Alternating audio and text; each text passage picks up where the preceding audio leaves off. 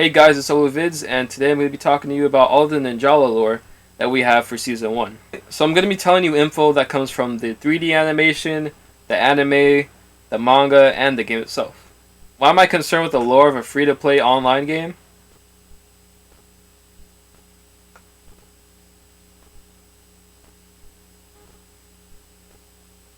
Good question.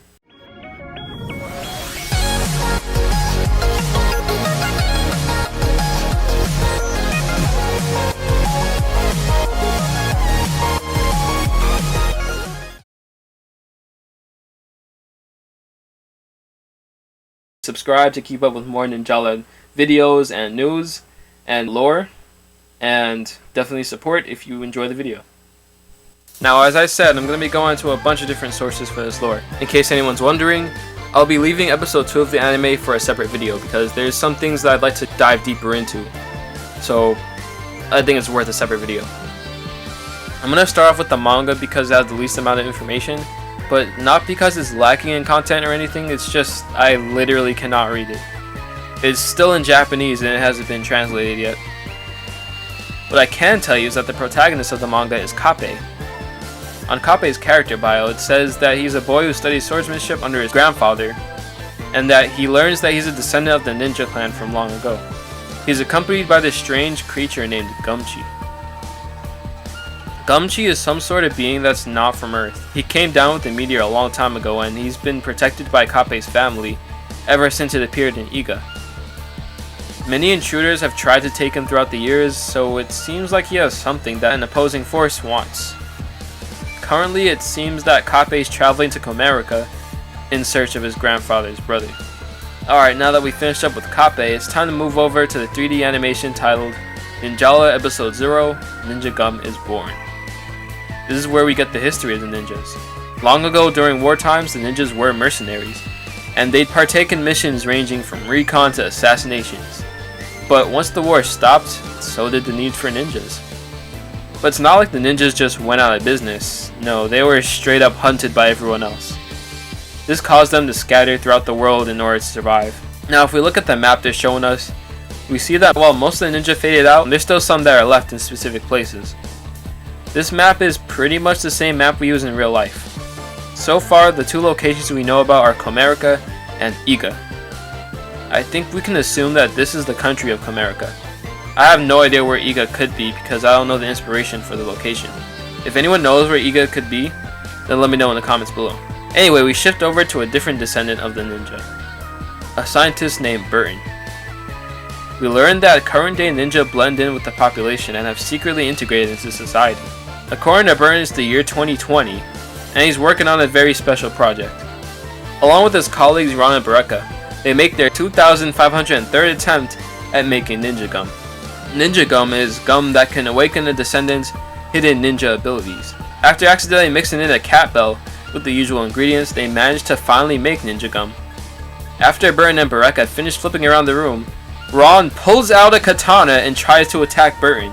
Did this man carry his katana around every day so that he could attack right when they finally make it? After the sword gets covered in gum, he pulls out size. Dude, how long has he been carrying these around? Burton then uses ninja gum to create his own weapon. Ron, or whatever his real name is, mentions that Burton's a descendant of Hanzo. He then does this strange illusion ability, even though he didn't eat any ninja gum. For now we'll leave it at that, but I'll get into it more when Season 2 comes out. After Ron was finally defeated, the next stage of ninja gum's effects kick in. Burton and Bareka turn to children. So ninja gum not only brings out someone's ninja ability, but also allows them to create weapons and it de-ages them. And so they decide to enter Ninjala. You see, there's this organization called the WNA, and they're basically, all for ninjas. And they hold this tournament named Ninjala that was, recently started for the program of upcoming ninjas. Anyway, now we can move on to our next ninja descendant. We'll be looking at the Ninjala 2D cartoon anime. Weird name aside, this one's about a guy named Van. Van's a cheerful boy who lives with his mother and enjoys playing basketball. This brings us to when the anime starts. After a long day of breaking ankles on the court, he asks his mother if his dad's gonna come to his game. His mom then says that he's busy with his trading work. Then Van has a dream about a ninja pulling out a gun on his dad. I don't know why a ninja would have a gun, but anyway, he decides to head over to where his dad is, and sure enough, his dad really did get attacked by a ninja. A ninja with a suit. Before his dad beat the ninja, the house ended up catching on fire, and this caused Van to be trapped. Van's dad then got injured while he was trying to protect him. With no other option left, he revealed to Van that he's actually a ninja, and he gave him some ninja gum. This gave Van the power to blast away all the fire and debris, and luckily his dad survived, but he was still injured pretty badly. Later on, his mom told him that they were going to keep his ninja heritage a secret until he was 12. They wanted him to at least have a normal childhood. Right after she said that, this old man appears, and he tells them that he's from the WNA and that there's some ninja that don't use their powers for good. People like Ron are probably from those families. He then tells Van that he needs to be trained in the art of the ninja, and they go back to the house and find an ancient scroll detailing even more history of the ninja. The ninjas originally lived in the shogunate, which is a Japanese society that's ruled by a hereditary military dictator. After it was burned down, they spread out throughout the world, like I said earlier. This journey was pretty difficult for them since they were still stuck in the ages of swords and knives, while the rest of the world had guns. They even described the train as a steel dragon. Anyway, after they struck gold, they went on a journey of enlightenment all around the world. On their travels, they decided to learn and assimilate into their cultures until they were indistinguishable from random normal people. They also vowed to never use their powers again unless they absolutely had to.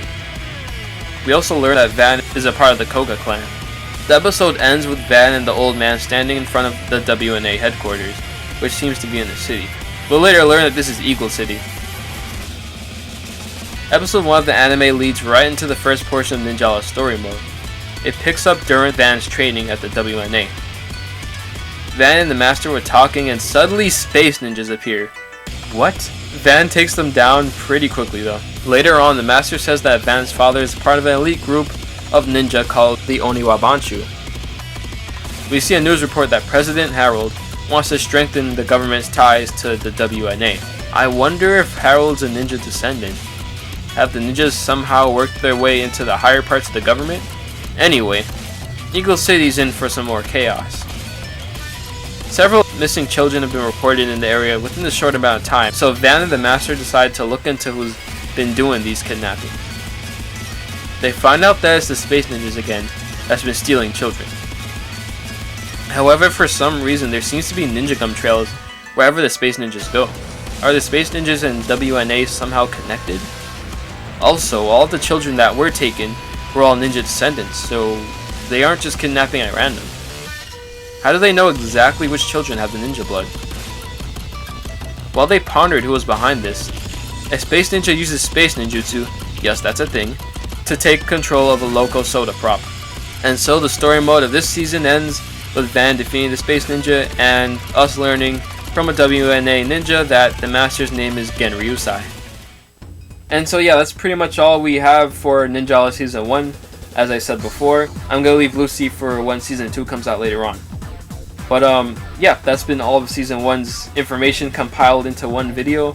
Once the manga is translated, I'll also make a video about that, detailing what's going on in that. Also, I feel like Gumchi's probably a space ninja too, but I don't know why he's not evil. Maybe they're looking for him or something, I don't know. I'm not sure where this story could go. I mean, I'm assuming the WNA isn't all good because, I mean, apparently Ron works for another section of the WNA, so they're not entirely good. Maybe there are different factions of WNA or something like that. It didn't mention that, but there could have either been different factions in the WNA or there were like different factions in the old ninja world in the shogunate back then. And we might end up seeing Kappe and Van meet up in Eagle City, but I mean, I'm pretty sure Kappe is just gonna instantly beat Van because he's been doing sword training his entire life.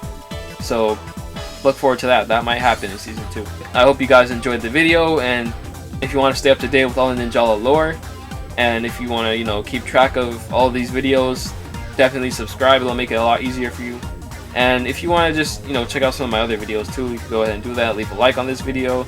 If you're trying to tell someone the Ninjala lore, you could go ahead and just send them this video instead of having them search for the anime, the animation, the whole story mode cutscene thing was like an hour, and the manga, just have them watch this video instead. So yeah, that's gonna be it for this video, and I'll see you guys next time.